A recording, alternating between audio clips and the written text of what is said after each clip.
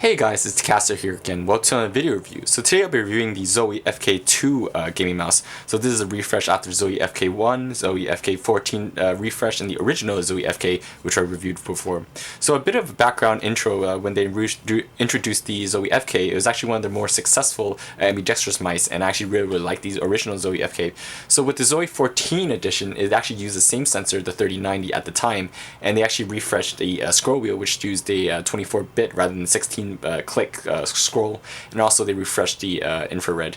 With the FK1, they released that because quickly after the 2014 refresh, they actually released the 3310 sensor, so that's why they implemented that Pixar sensor into the FK1, which was also a larger mouse than the original FK refresh.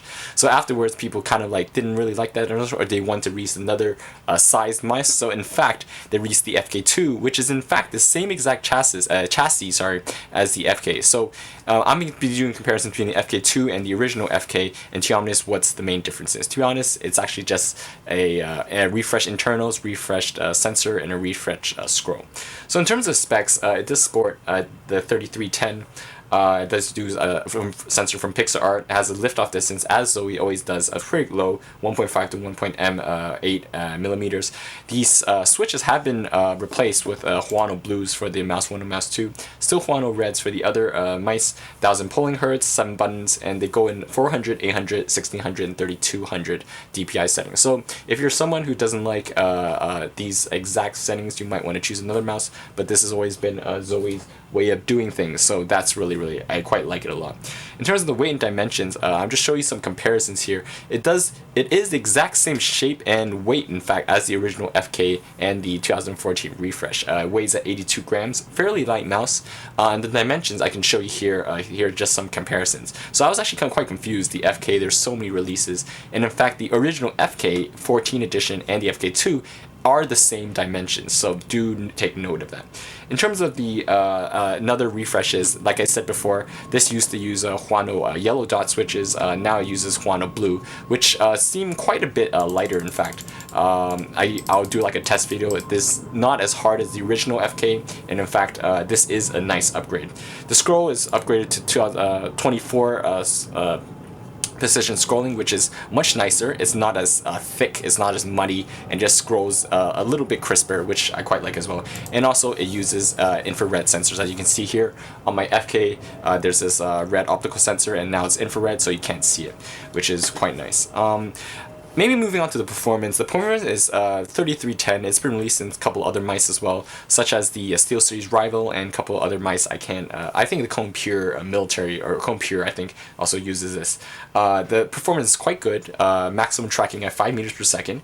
Jitter is actually reduced, in fact, and is very, very stable at 500,000 polling hertz. So, very, very good mouse in terms of the tracking. Absolutely one of the better sensors that's out there, in a shape that I really, really like. Like, I think they implemented on the Rival. I really didn't like the Rival shape, but however, in the Zowie FK shape, I extremely like it.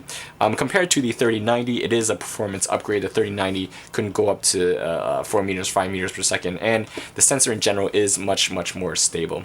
Also, with the maybe some differences with the original FK, there's only 3 DPI settings at 450, 850, and 1150 or something. So with the FK2, you now have 4 DPI settings, as I said before, much more rounded, so much suited to different people's needs. Last thing I would say I would like about this mouse is that it does implement the same exact internals as the FK1. So what this means is, in fact, you could set the liftoff distance, which is really nice, on different pads. You can set it between the original liftoff, which is 2 millimeters. You can set it between a cloth pad and also a plastic pad, which is the lowest. And the plastic pad, so this allows you to calibrate it between different surfaces, which is absolutely awesome. I absolutely love it.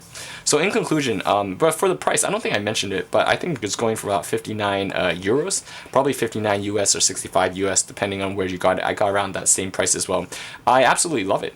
Same chassis as the original FK, which I absolutely loved. The switches are Huano blues, lighter, much nicer, better sensor tracking, awesome, and the scroll wheel is upgraded as well. So overall, I really like this mouse, and I would really suggest picking this up. I didn't have a chance to test out the FK1, in fact, because I just didn't get around to it, but I did pick up the FK2, and I could say absolutely love it. If the FK1 is anything this similar, I think that would be a pretty great pickup as well. If you're transitioning from that to this is slightly smaller, and if you have slightly smaller hands, you might like this as well.